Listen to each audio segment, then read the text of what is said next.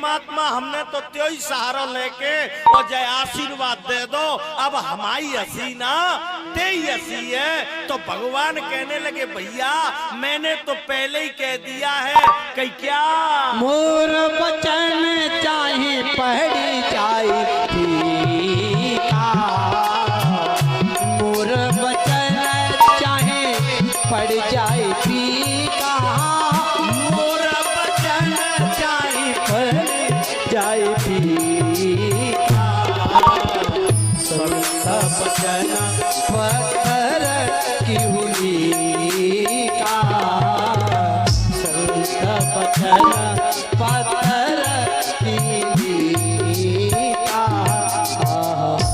भगवान ने कह दिया कि हमने तो पहले ही कह दिया तुम्हारा वचन सत्य होगा। और देख लो प्रणाम करने से परिणाम बदल गया है? प्रणाम करने से परिणाम बदल जाता है। विश्वास नहीं है तो महाभारत में चलो।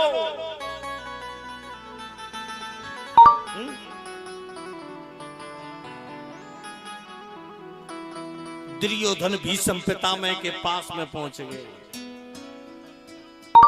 भीष्म पितामह के पास में पहुंचे, दुर्योधन कहने लगे बाबा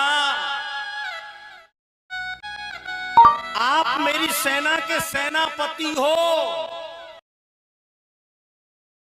आज महाभारत का युद्ध होते होते 7 दिन हो गए और 7 दिन के अंदर 5 पांडवों ने मेरे 7 भाइयों को मार दिया। बाबा आपने अभी एक पांडव को नहीं मारा। मुझे तो ऐसा लग रहा है एक दिन ये 5 पांडव हम सभी को मार देंगे।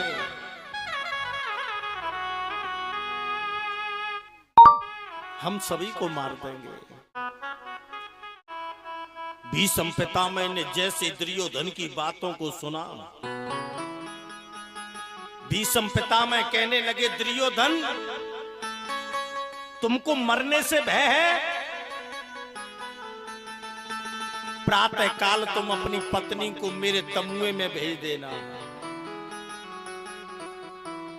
मैं उसको सौभाग्यवती भव का आशीर्वाद दे दूंगा, फिर इस संसार में तुमको मारने वाला कोई पैदा नहीं होगा। और तुम कह रहे हो कि तुमने एक भी पांडव को नहीं मारा। तो हे दुर्योधन मैं तुम्हारे सामने आज प्रतिज्ञा कर रहा हूं, कल सूर्यास्त से पहले मैं एक पांडव को मार दूंगा। दुर्योधन लौट करके अपने महलों में आ गए। सूचना पांडवों के पास में पहुंची। आज 5 भाई एक दूसरे के चेहरे की तरफ देख रहे हैं। हे विधाता अब क्या करें? सूर्य उगना बंद कर सकते हैं लेकिन भीष्म प्रतिज्ञा टल नहीं सकती। गंगा मैया बहने से बंद हो सकती है लेकिन भीष्म प्रतिज्ञा टल नहीं सकती। अब तो पांडवों के मुख से प्रसन्नता तो भाग गई। जैसे एक बल्ब के अंदर से प्रकाश चला जाता है ठीक उसी तरीके से पांडवों के मुख से प्रसन्नता चली गई। हे विधाता अब क्या करें?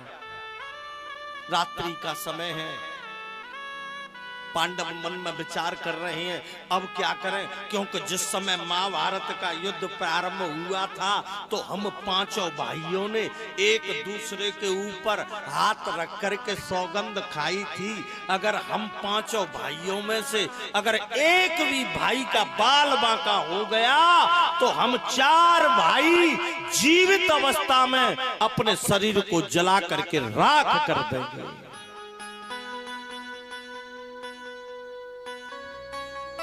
रात्रि का प्रथम पहर समाप्त हुआ,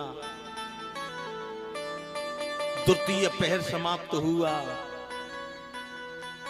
द्रौपदी खड़ी होकर के अपने तमुए में जाकर के सो गई। पांडवों को नींद नहीं आ रही है।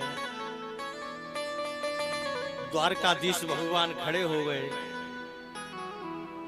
रात्रि का तृतीय पहर प्रारंभ हो रहा है। द्रौपदी तमुए में सो रही है। द्वारकाधीश भगवान द्रौपदी के तमुए के पास में जाकर के गेट को खटखटाने लगे। अंदर से आवाज आई, अरे कौन? मुझे नींद आ रही है।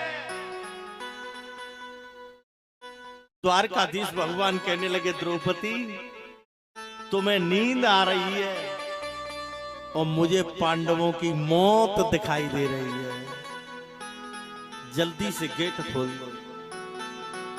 द्रौपदी ने गेट खोला। द्वारकाधीश भगवान कहने लगे, जल्दी से तैयार हो जाओ। द्रौपदी तैयारी करने लगी। चतुर्थ पहर प्रारंभ हुआ। ब्रह्म मुहूर्त में दुर्योधन की पत्नी सज धज करके आज भीष्म पितामह से मिलने के लिए रास्ते में जा रही है। इधर से द्वारकाधीश भगवान रास्ते में पहुंच गए और दुर्योधन की पत्नी को देखा। दुर्योधन की पत्नी को देख करके आज महाराज द्वारकाधीश भगवान ने पूछा, अरे इस रात्रि के समय देवी तुम कहां जा रही हो? दुर्योधन की पत्नी कहने लगी, भीष्म पितामह से मिलने के लिए जा रही हूँ। द्वारकाधीश भगवान कहने लगे, क्या सुबह होते ही भीष्म पितामह किसी टूर पे जा रहे हैं या विदेश पे जा रहे हैं, इसलिए तुम रात्रि के समय भीष्म पितामह के तमुए में जा रही हो? अरे रात्रि के समय कोई स्त्री पर पुरुष के कमरे में जाए तो लोग अपवाद करेंगे। अरे भीष्म पितामह से मिलना है, प्रातः काल मिल लेना। और तुरंत ही दुर्योधन की पत्नी को द्वारकाधीश भगवान ने वापस लौटा दिया। भगवान जल्दी से दौड़ करके द्रौपदी के पास में आए। द्रौपदी तैयार हो गई। आज द्वारकाधीश भगवान कहने लगे, द्रौपदी कहीं हाँ तुम्हारी उतरी हुई साड़ी होगी, उसको मुझे दे दो। आज द्रौपदी ने उतरी हुई साड़ी द्वारकाधीश भगवान को दे दी। आज मेरे ठाकुर ने आज साड़ी को पहन लिया, हाथ में लंप रख ली, आगे आगे जा रहे हैं। दासी का रूप बना करके पीछे पीछे द्रौपदी जा रही है। द्रौपदी के खड़ामू चट चट की आवाज कर रहे थे। द्वारकाधीश भगवान ने उन खड़ामों को उतरवा लिया और अपने पीतांबर में लपेट करके कांख में दबा लिया।